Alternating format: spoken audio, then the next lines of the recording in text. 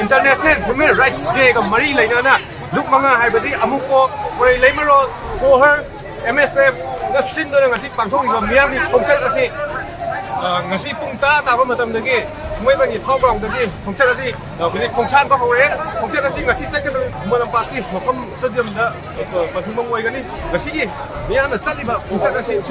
Manipur muthak pa yaroi self determination is our birthright Armed Forces Special Power Act 1958 Manipur dagi lokthok kadabani terrorist sing na misam miyam khudak na hab lefal lu khai ba kholaw me ma long na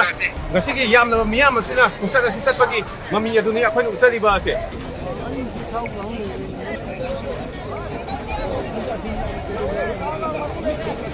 hojo ji akhoi mi si akhoi dasala khoi na pai hana mang si su kha lagi na ba dikhi jare daga na dikhi jage ngasi gi jeli ngasi gi dawa ka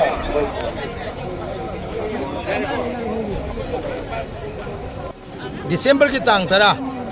lising ani kun mari koi malem gi human rights nimit mioi bagi hak ki kan ben nimit asida koi Manipur dadi iram dam Manipur gi miyam asi All Manipur United Clubs Organization amuko koi lemro maira pai bepun ba Manipur Committee on Human Rights or All Manipur Women's Voluntary Association amova amadi Manipuri Student Federation masina punjin jaraga koi Manipur miyam sing gocham na jang si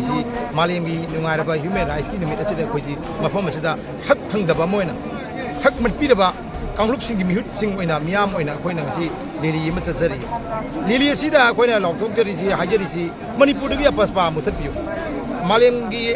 miyam na yadraba pithribi gi mafam da tukacharaba matam gi chunadraba adugumba miyoi bagi I nupi gi izat miyoi bagi thawai damak machinja oi badumba paspa se masi lokthok piu na koi masi gi lili state chat pag lili skin kwandam koi kholo oi jari bani Manipur mutat pi yar oi haibam su yau jari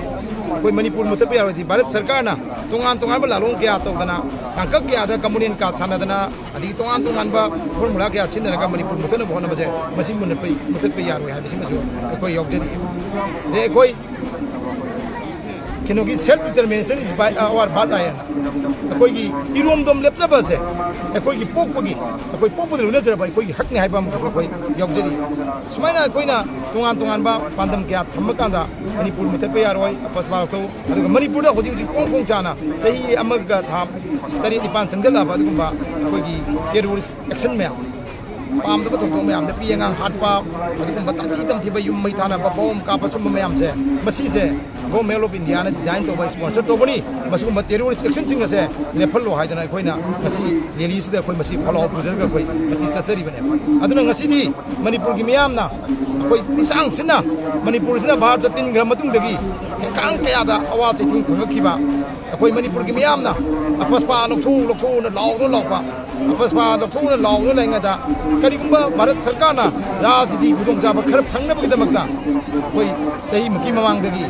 Ministry Centram pan kon mafam dagi apaspa la si lokthok chana mutat panate akoina law la pari repeal to biyo mutat biyo na haijabane mutat dabida koi apaspa se moina lokthok chana raga political mileage khar lawna bagi to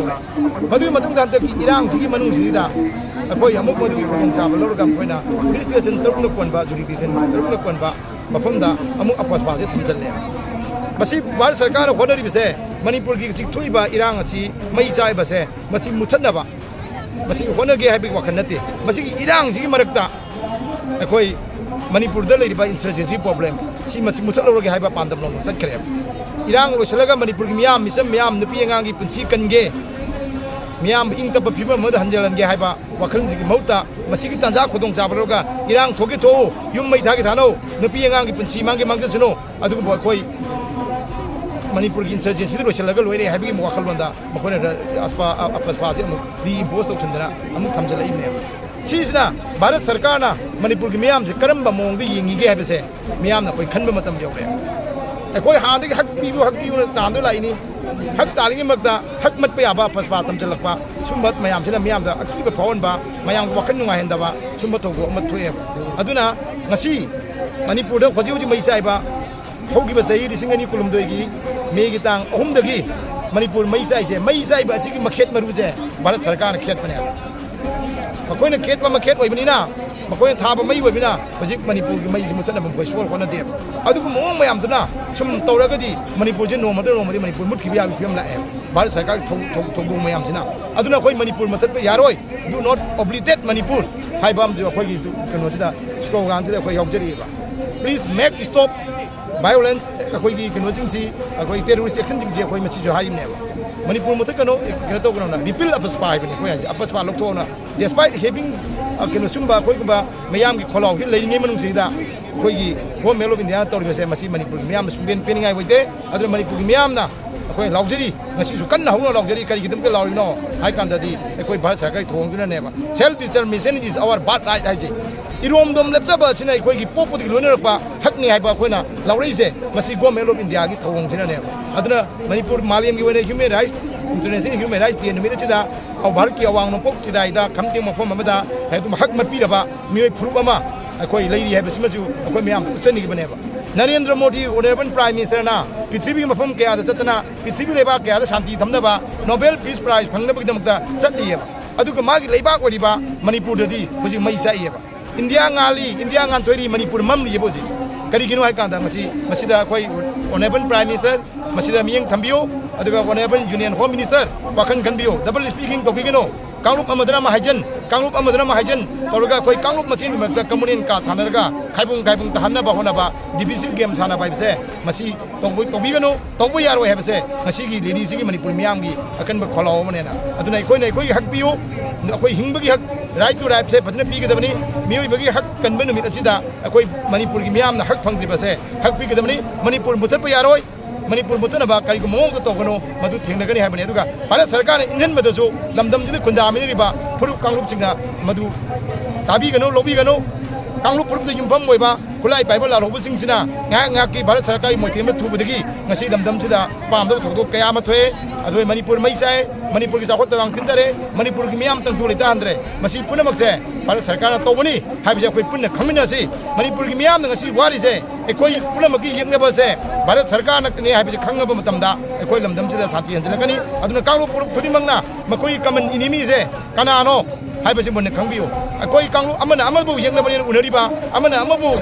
ꯂꯥꯟꯅ ꯈꯟꯅꯔꯤꯕꯁꯦ ꯑꯩꯈꯣꯏꯅ ꯃꯁꯤ ꯄꯨꯝꯅꯃꯛꯁꯦ ꯚꯥꯔꯠ ꯁꯔꯀꯥꯔꯅ ꯊꯣꯟꯕꯅꯤ ꯍꯥꯏꯕ ꯈꯪꯂꯕ ꯃꯤꯀꯨꯞꯇꯨꯗ ꯑꯩꯈꯣꯏ ꯃꯅꯤꯄꯨꯔꯗ ꯁꯥꯟꯇꯤ ꯍꯟꯖꯤꯜꯂꯛꯀꯅꯤ ꯃꯅꯤꯄꯨꯔꯒꯤ ꯐꯤꯕꯝ ꯐꯔꯛꯀꯅꯤ ꯑꯗꯨꯅ ꯀꯥꯡꯂꯨꯞ ꯈꯨꯗꯤꯡꯃꯛꯅ ꯑꯩꯈꯣই ꯄꯨꯝꯅꯃꯛꯀꯤ ꯀꯃꯟ ꯏꯅꯤꯃꯤꯁꯦ ꯒꯣꯔꯃꯦꯟ ꯑꯣꯐ ꯏꯟꯗꯤꯌꯥꯅꯤ ꯍꯥꯏꯕꯁꯤ ꯈꯪꯃꯤꯟꯅꯁꯦ ꯍꯥꯏꯕ ꯋꯥꯐꯝꯁꯤꯁꯨ ꯉꯁꯤꯒꯤ ꯌꯥꯝꯅ ꯃꯔꯨꯑꯣꯏꯔꯕ 10 ꯗꯤꯁꯦꯝꯕꯔ ꯃꯥꯂꯦꯝꯒꯤ ꯍ꯭ꯌꯨꯃꯦꯟ ꯔꯥꯏꯠꯁ ꯗꯦ ꯏꯟꯇꯔꯅꯦꯁꯅꯦꯜ ꯍ꯭ꯌꯨꯃꯦꯟ ꯔꯥꯏꯠꯁ ꯗꯦ ꯑꯁꯤꯒꯤ ꯈꯨꯗꯣꯡꯆꯥꯕ ꯂꯧꯖꯔꯒ ꯃꯤꯌꯥꯝꯒꯤ ꯂꯦꯗꯤ ꯑꯁꯤꯒꯤ ꯈꯨꯗꯣꯡꯆꯥꯕ ꯂꯧꯖꯔꯒ ꯃꯌꯥꯝꯗ ꯑꯁꯤꯒꯤ ꯄꯥꯎꯖꯦꯜꯁꯤꯃꯁꯨ ꯄꯤꯖꯔꯤ ꯀꯥꯡꯂꯨꯞ ꯈꯨꯗꯤꯡꯃꯛꯅ ꯑꯩꯈꯣꯏ ꯄꯨꯟꯅ ꯈꯪꯃꯤꯟꯅꯁꯤ ꯑꯩꯈꯣꯏꯒꯤ ꯀꯃꯟ 이님이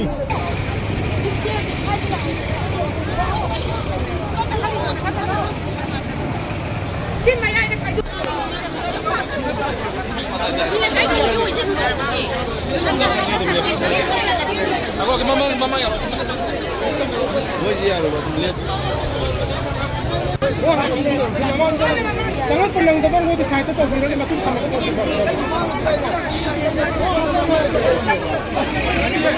Saya proses dia. Sudah cakap dari kau. Rangga si koi lumangan siliba sumber protest release kisu spokesperson mujibani. Ado yam siangna ai mang su yam na pasna mik sumna di present nam kon su thambi krai. Aina laksani point di yam siangna masai mena pik tim sing si miyam sing yongna ba aina miyam da si maruina protest release ki pin ba message di sini. Yam siangna international human right ke magi sahi kuting pangthokpa thim mayam lekhe. Alaksu our right or future right now. Also, I like some point. A right, not a future see. Could I follow the Quile?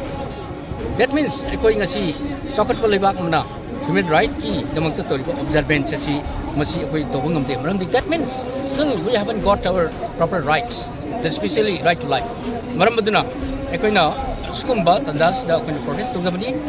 Aduga, Mandasu, Dikibu Hanjavida, Yam Signal, right to self determination is our birthright. Masi ain miyam da ngasi maruin pijening bati pok pade york laba ko adigi akoi siba da su dum puraka sirkhada ba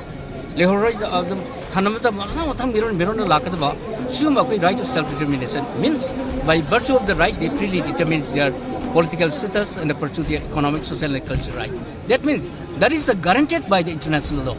Haibadi India is not only the signatory but ratified.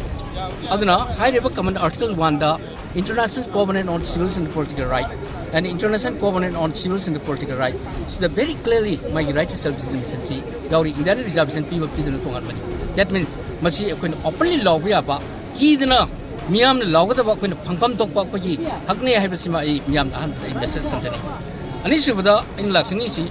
Armed Forces Special Foray. Yam Shengla, Mute Mini Satariba, Mihan Mipun Pipa, the Para Tiba Kangdaba, the Unipian Kaya Rapt over my family, Mamangda, Mother Ikai, Nasi, what is Amlaba Manipur dagi mioi kya isin kya na saruk ya duna sali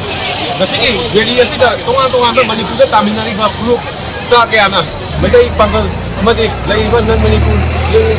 kadal sin na kya na saruk ya duna mioi lising na gasigi gedi asi saruk ya bagi mami ni tari basi